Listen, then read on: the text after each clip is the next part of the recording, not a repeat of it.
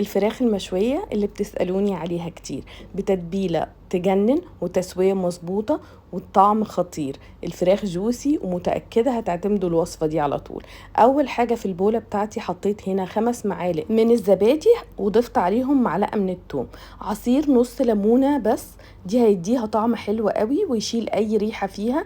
والتوابل ربع معلقة من الكمون، ربع معلقة من القرفة، وكمان نص معلقة من الفلفل الأسود، ونص معلقة من الملح، واخر حاجه نص معلقه من البابريكا المدخنه، ودي بتبقى حلوه قوي مع اي فراخ. وكمان معلقه من الصلصه العاديه خالص، استخدموا اي نوع، وبحب اضيف عليها بقدونس مجفف، استخدموا برضو اي نوع متوفر كتير في السوبر ماركت. واخر حاجه زيت الزيتون، وممكن طبعا نستخدم زيت عادي، معلقتين كبار. وطبعا هنخلط كل الخليط ده مع بعضه كويس جدا، وبعد كده هننقع فيه الفراخ. انا هنا استخدمت حوالي نص كيلو من الفراخ، وطبعا بنقسم الصدر على 2 بالحجم اللي انتوا شايفينه ده. وطبعا ممكن نضاعف الكمية زي ما تحبوا، ممكن تضاعفوها، وكمان بنضاعف الخليط بتاع النقع اللي احنا استخدمناه.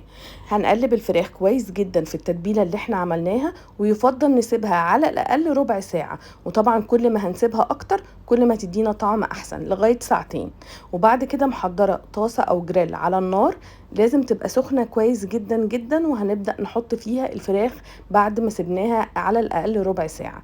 هنسيبها على كل جنب حوالي 3 دقايق، وبعد كده نقلبها على الجنب التاني ونسيبها برضو 3 دقايق.